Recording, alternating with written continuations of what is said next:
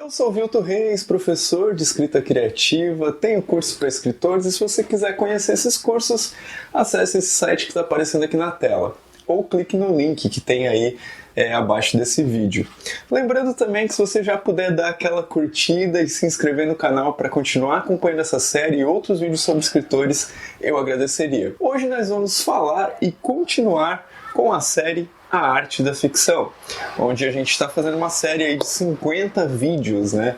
Então é muita coisa e esse é apenas o vídeo 19 sobre o jeito certo de usar a repetição. Provavelmente quando você estava lá estudando, né, lá nos seus primeiros anos de escola, fazendo aquelas primeiras redações que era o cachorro é bonito, o cachorro é legal.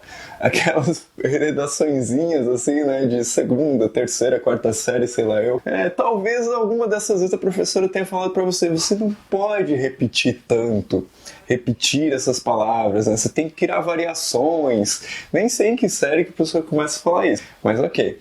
Provavelmente você já ouviu isso, mas saiba que a repetição é um recurso literário muito interessante e é por isso que a gente tem que falar dele aqui nesse vídeo. Nesse capítulo 19, o David Lodge começa falando de um conto do Ernest Hemingway, In Another Country.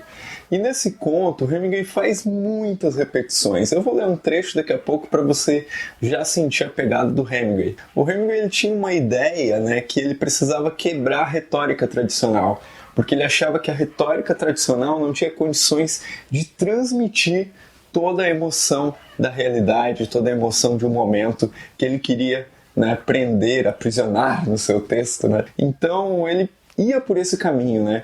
E o autor aqui do livro, David Lodge, nos convida até a analisar um conto do Hemingway e pegar e marcar, né, de canetas diferentes, talvez, todas as palavras repetidas. Você vai ver que ele repete muitas palavras, mas é como se elas se interligassem e formassem uma espécie de teia interna.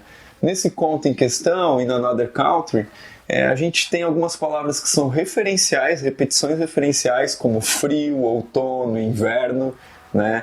Que depois você vai entender por que ele usa essas palavras. E a gente tem algumas palavras lexicais, né? Que são bem comuns e a gente repete tanto que a gente acha que não são repetições, como o, a, os, alguns artigos, algumas conjunções. Então a gente acaba não percebendo isso como repetição. O que ok, né?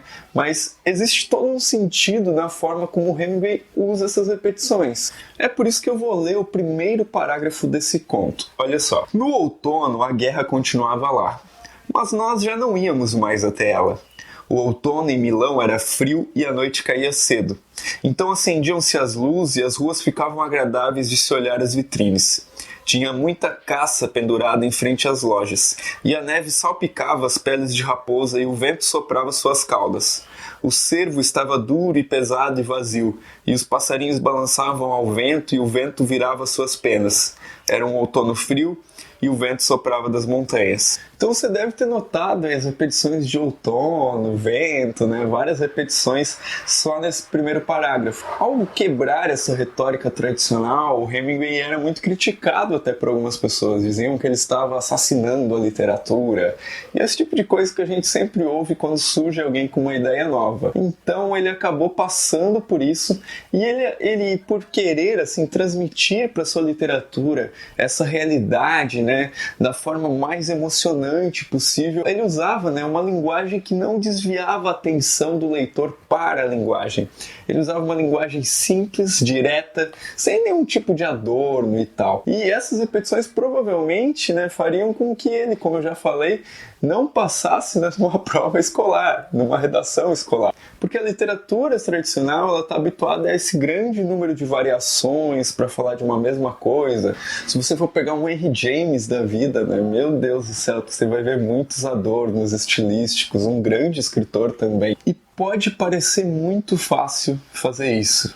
Mas, gente, escrever fácil é muito difícil. Escrever simples, sem ser simplista, sem ser pobre na sua escrita, dá muito trabalho, né?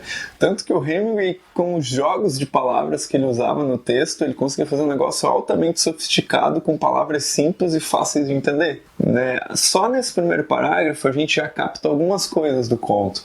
Por exemplo, que eles eram soldados, né? Provavelmente que tinham se machucado, então eles estavam ali tentando se recuperar e tal. Já não íamos mais à guerra.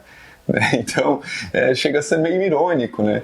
E a palavra que é a chave de interpretação desse primeiro parágrafo, que nunca é dita, literalmente, é morte. Né? Outono, vento, as caças penduradas. Então, ele consegue fazer isso de uma forma muito sutil, sem usar a palavra-chave.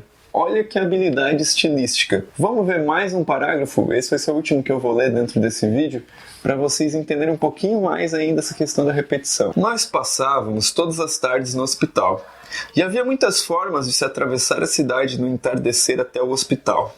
2 caminhos bordejavam os canais, mas eram longos. Mesmo assim, sempre era preciso atravessar uma ponte por cima de um canal para chegar ao hospital.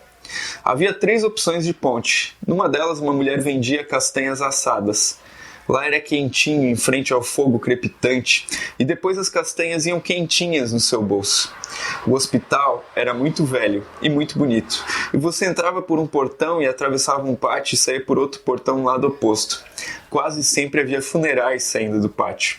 Atrás do velho hospital ficavam os antigos pavilhões de tijolo, e era lá que nos encontrávamos toda tarde para conversar com muita cortesia e interesse, e sentávamos nas máquinas que fariam uma grande diferença. Então vocês puderam notar a repetição de várias vezes da palavra hospital. Por que essa repetição? Porque a vida daqueles soldados gira em torno do hospital.